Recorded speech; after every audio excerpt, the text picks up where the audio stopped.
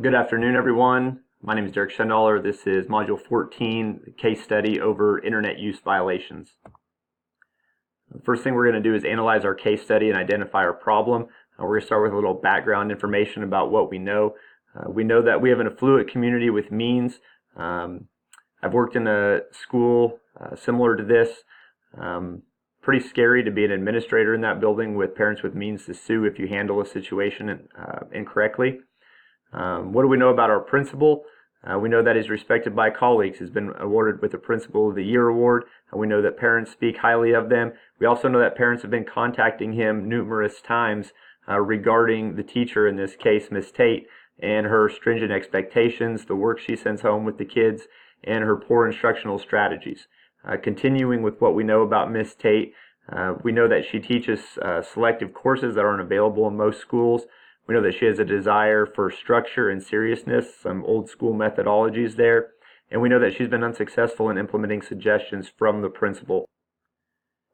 And then what we know about the situation, Miss Tate was coming home from her 3-day vacation, opened up an email on Sunday afternoon, urging her to view a specific website for a personal message. Her curiosity led her to go ahead and open that up, and she was directed to what she claimed to be a Facebook page containing highly suggestive comments about her personal behaviors and some critical comments about the rigor of her classes.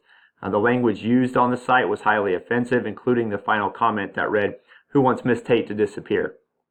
The teacher then reported to the principal that they've threatened to kill me. So already here Miss Tate is bearing accusation without some facts. We don't know the intent of that message yet. That's something that we will have to divulge over the course of time and working on this case. The teacher then shared the forwarded email with Principal Smith, who checked out the Facebook page. And the principal actually comes back here and doesn't take the threat nearly as seriously, calling it a prank. He thinks the students may be pulling one over on her, but he does actually put the idea in her head that it could be a student here. So Miss Tate then is quick to identify a student suspect that she believes doesn't care much for her, one that's disruptive in class, one that's pretty clever. And she also identifies this student as a tech-savvy individual. Most of the kids in the class ask him for help when they have computer problems. So she's got a suspect in her head.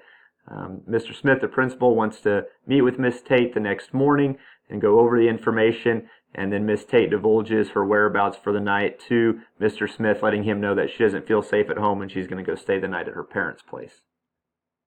Okay, so what we need to find out here is who created the Facebook page.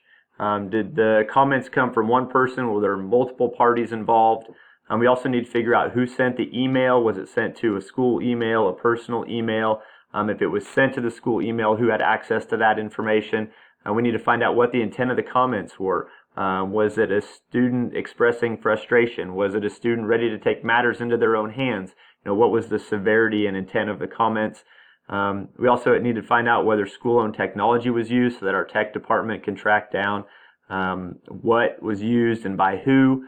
And then we need to find out what our school and state policies are in place to handle such situations.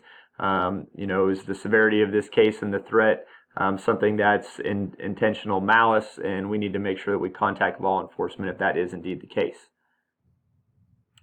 So what our problem is there's an at-large person making threats to one of our teachers. And we have a teacher that doesn't feel safe, and it's our job as administrators to make sure that we provide a safe environment for our students and staff. We also need to know whether or not we have the resources available to identify this person, on whether it happened on school-owned technology or not. Probably has a big part to play in us being able to resolve this case. We also know that there's immediate lack of effective instructional strategies and connectedness going on in Miss Tate's classrooms. As something that's not directly related to the threat, but something that is going to come back and we believe could have been the start and the cause of the problem. So it is something that we want to look at in this case.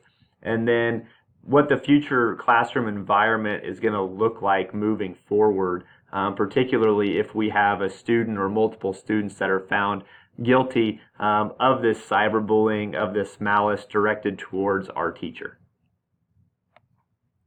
So now that we've identified our problem, we want to go ahead and propose our plan of action on how we're going to solve this case and this situation. The first thing we want to do is schedule a meeting with Miss Tate. We want to go over the threats.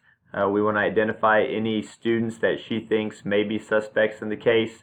And then we want to ensure her safety. We want to make sure that we have a teaching plan in place, somebody to cover her classes as we go through and handle this matter. We want to make sure we keep her out of harm's way. Then we want to meet with the technology department. We want to find out what our tracking capabilities are and what type of jurisdiction we have. We're working here in a community that has a lot of means, so it's likely that the technology used to put this on the web came from a personalized device, but in case we can find somebody that way, we're certainly going to jump through those hoops and see if we can track someone down through our school technology usage. Then going to meet with the counselor. We're going to set up a plan for the students, parents, and the staff moving forward. And then we want to prepare a statement to deliver. We want to get this sent out to school personnel, the parents, the students, and the community. We will make sure that we divulge some facts in case they have heard otherwise about what's going on. We want to make sure that we let them know of our plan of action. And we also need to make sure that we maintain confidentiality of all the information until we're ready to let that out. We then need to meet with law enforcement. Depending on the threat of the case, they're going to need to be identified from a malicious standpoint. We also can use their help with tracking and interview assistance. They can help our IT department out, maybe be able to access some things that we can't, that they have jurisdiction to, and then they can help interview the students and help take down the information that we get from them. And we're then going to move on to interviewing our students, staff, any potential suspects in our building. We'll run through the questioning, get us a suspect pool, make sure that we obtain some reasonable cause in narrowing down this pool of where to start with to identifying our suspect. If we do indeed find a student guilty, we're going to go ahead and enact the necessary disciplines according to our handbook policy and our state laws. We're going to visit with the student body regarding this matter, assuring them that there are penalties that come with this type of bullying, and then again remind them of the dangers of putting this type of information on the internet and doing harm to others. We want to make sure that we're keeping our building safe. We're then going to follow up with Miss Tate, let her know of the outcomes of the case, what we found, the guilty parties.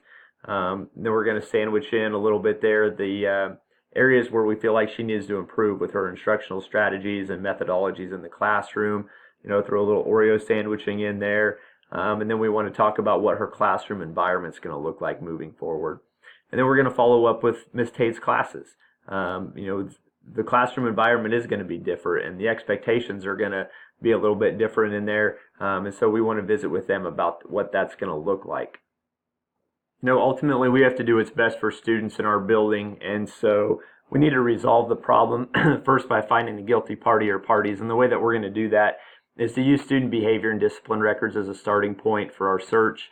We're going to interview students, and then we're going to use the information obtained from our technology department in narrowing down and hopefully identifying a suspect and a culprit here. The next thing we're going to do is make sure that we serve consequences for those who are found guilty. We're going to issue fair discipline according to the school policy and the state law. We're going to explain the dangers of the poor technological choices in endangering others to all of our students. And we're going to implement a plan and trainings to reduce or eliminate any future occurrences. We don't want this to happen again. And then finally, we're going to work with Miss Tate on how to become a more effective teacher. We're going to talk to her about changing her classroom environment and her culture. We're going to offer more professional development opportunities for her. And then as an administrator, I'm going to schedule additional and more frequent evaluations to make sure that she's taking some suggestions and trying to implement them into her classroom. So my thoughts on this case, initially what jumps out at me as the biggest piece is how severe the threat is. What type of intent is there? And then just trying to rack my brain, obviously, for who this could be as I'm going through playing detective. And then how do I quickly improve my policy and teachings related to school safety and technology use? So I've got to get a plan into place to make sure that this doesn't happen again. The way I feel is anxious. I'm very anxious. The magnitude of this event is very frightening to me, particularly with what I mentioned earlier about parents having means to sue if you handle this matter incorrectly. So that makes me very anxious. And also having your job and career at stake as the teacher in this case, or as the administrator, that makes me very nervous and anxious. I'm also very frustrated. I'm frustrated at why this event happened, why it happened in my building, and why this behavior was displayed by a student in my building. And then I feel betrayed. I feel let down by the students if indeed they are found guilty in this case. And then what I value is, I value honesty. I want to make sure that people share their true feelings when we were interviewing students, that they were sharing information about how they felt and not even just whether it was admitting guilt or not. I also hope that Ms. Tate is honest in her self-evaluation when we're covering some of the concerns with her teaching strategies. Another thing I value is my duty and my job, and that's to provide a safe environment for my students and my staff. And then the last thing is caring for others, making sure that we're treating people correctly, the way that you wanted to be treated, as the old adage says. There's a few issues still left unresolved in this case, and the biggest one is whether Ms. Tate can improve in the classroom or not. She hasn't shown any signs that she can take the suggestions given to her and implement them into her methodologies and teaching practices, and that's the biggest question I feel in this case that's left unresolved. Obviously, we don't know who did it. Are multiple people involved? Are they students in the school? We still don't have that answer. We don't know what the impact is going to be on the classroom environment if it is a student, and the trauma experience. How are our teachers, the students that are found guilty, the students in the class, the rest of the student body, the staff, how are those people going to feel? What is that classroom environment going to look like moving forward? And then what's the student's ability to learn after this happens? That of the guilty students and the other students in the classroom. What does that environment look like? Those are all really concerning issues still that we don't have answers for. And then finally, the evidence that we have in this case to go ahead and reflect back on making sure that we did the right things for our students. I felt like in this case I acted with integrity because I alerted parents to the issue. We got information out right away about the facts of the case and what we were going to do. I also had to have a tough discussion with Ms. Tate on her instructional strategies and her relationship building evaluations in our follow-up conversation after the initial threat case was taken care of. Okay, and then we wanted to go ahead and document all of our findings and record those accurately. So I feel like I handled this situation with integrity for those means. I was fair in this case. I did due diligence. I didn't jump to any conclusions of who may have done it. I made sure that the consequences that I administered reflected our school policies and our state laws. And then I gave all the students an opportunity to share their thoughts and feelings and values during the interview process. And this is another piece that I can use to visit with Miss Tate about some things that are happening in her room. And then finally, I acted in an ethical manner because I recognized issues and I put a plan in place for improvement to make sure that it didn't happen again. I kept all the information confidential whenever possible, and I worked quickly to remedy a potentially drastic situation here.